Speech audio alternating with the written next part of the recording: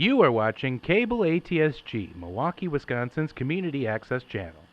Wayne's World, Wayne's World, powertrain, excellent, shift time. Hey, it's been a long time since I've been to Wayne's World. See? Wayne's World. Hey, welcome to Wayne's World of Transmissions. My name is Wayne Colonna, and I'm going to be your host where you're going to get the most excellent tech. Shift time, Wayne's World.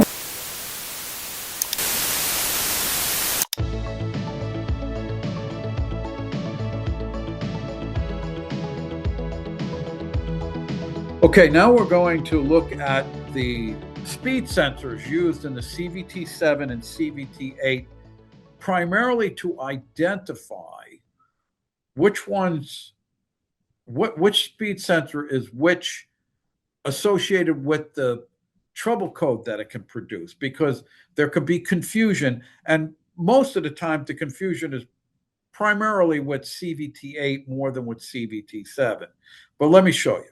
You got these speed sensors. They're Hall effect sensors. They're 3-wire Hall effect sensors. They're supplied with 12 volt. They provide a 0 to 12 volt pulse signal. But in the CVT7, you have the input speed sensor A, which reads your primary pulley. This will produce P0715. Then you have input speed sensor B, which reads your secondary pulley speed, and that'll produce P2765. Then you have the output speed sensor that can produce P0720. So this is looking at the differential as it's spinning around.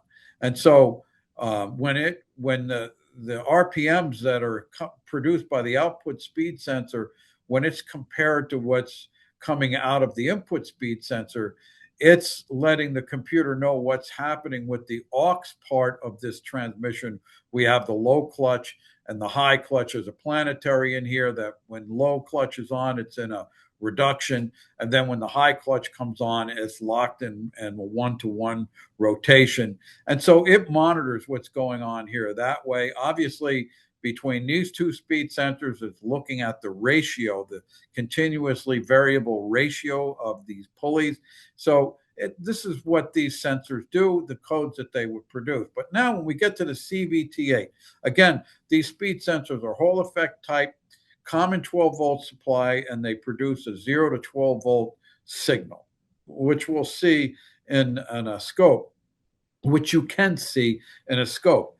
But now when we get to a CVT8, it has input speed sensor A that reads the primary pulley speed, okay? And it'll produce P0717 or P1715. Now, there is no secondary pulley speed sensor. It only has the output speed sensor, which they call this input speed sensor B, output speed sensor, or secondary speed sensor. These are the different names that this could have. And this is where the confusion can be, because we do not have a secondary pulley speed sensor, just the one that reads the differential. But now there is another speed sensor, and it's called input speed sensor, not input speed sensor A, just input speed sensor. And this has been accidentally called as input speed sensor A. And what this is doing, it's reading the input speed, the input shaft, the actual input shaft. Now, the difference between the CVT7 and the CVT8, CVT7, the input shaft is directly driving the primary pulley. Not so with the CVT8. The input shaft is driving a planetary system, and you have your forward clutch and a reverse clutch here that controls the direction of the pulleys. And so the input shaft has is toothed so that a speed sensor can pick up on the rotation of the input speed of the input shaft.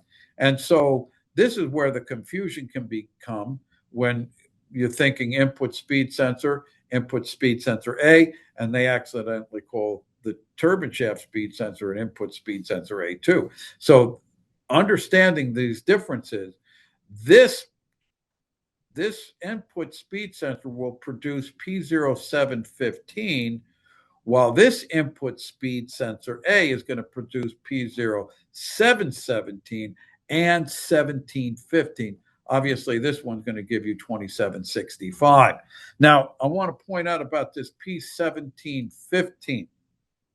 When you look up this code, it tells you if P1715 is displayed with a DTCU code, which is a communication error code, you need to diagnose the error code first before thinking there's something wrong with that speed sensor. Additionally, it says if it has a P0335, which is referring to the crankshaft sensor, you need to diagnose that first before thinking it's a speed sensor problem on the CVT transmission. Same thing with P0340. That's a camshaft. And then if you have any of these, P0603, 04, 05, 06, 07, OA, OB, I mean, all these are internal ECM issues related to CAM, RAM, and ROM. And so if you have any of these codes, you have to look at those items first before thinking you have a speed sensor problem with the transmission. So now let's take a look at speed sensor codes and diagnosing them. We have a speed sensor A, P0715, and speed sensor B, P2765. Now looking at the CVT7, this is your primary speed sensor pulley exciter wheel, and this is your secondary pulley speed sensor exciter wheel. And both of these have issues, can have issues. This one primarily after you work on it, because these little fingers, they bend so easily. They bend just by you looking at them. And very easy for this to get bent down. Look at how these fingers are bent down, all because it rolled around on the bench or whatever, and you bend these things down. And when you bend them down, you cause an air gap greater than what the sensor likes, and you can get speed sensor codes related to the input pulley speed sensor circuit because of this. Now, the output or the secondary pulley, this caged exciter wheel, over time, it's a press fit into the pulley. And over time with heat, this can spin free. Here we're marking it, and you can take by hand and you can turn it and then it will grab. And then you can turn it and then it'll grab. And sometimes it'll hold for a while and then break free and spin. So this will give you an erratic signal. And so you want to be careful there. Now, you can solder this in shape, solder this into place. But the thing is that you would need to have shims here to make sure that the cage is centered so that you don't have this cage offset. And now you'll have an issue again. So you want to make sure if you're going to solder it in place, you want to make sure you put shims all around so this cage is centered to pulley. Now, I'm doing this on a bad pulley. I did this on a bad pulley to just show you that it can be done. And here it was a nice little solder job. And I flipped it around, and you could see that it heated up the pulley face, the sheave face of the pulley. You can see I worked on a damaged one. It's all gouged out here. But what I did this because I then brought it to have the hardness tested to see if I hurt the hardness of the face of the pulley. And it didn't hurt it. Not to mention that the pulley, the belt is running just right below the solder mark anyway, the heat mark anyway. But it's right there. But it did not hurt the hardness of the surface of the pulley face. So it can be done if you need to do that and save it. Now, Nissan did update this, and you'll see it like this. It's a solid piece of steel now. It's not a caged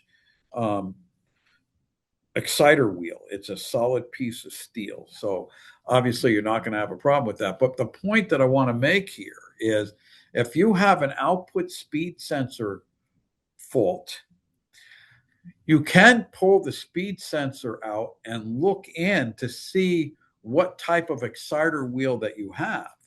And if you see the cage type, you can even get a pick down in there and you can see if the cage is moved, if it can move with a pick, so that you know what you're dealing with before you even pull the transmission out. Now, if you look in the hole and you see it's got the updated style, well, then, you know, you don't have to worry about that. It's not going to be a transmission problem. Now it's going to maybe be a speed sensor or a wiring issue or something else. So you would save yourself extra work by taking a look in there to see what you have. All right, all you transmission pros, and if you're still with me, excellent. And if you want some more totally awesome tech material like this, just sign up for an ATSG membership. It's like having a backstage pass to all the good stuff, and it's super easy. Just pick up the phone and call 1-800-245-7722. And until then, it's Wayne's World of Transmission.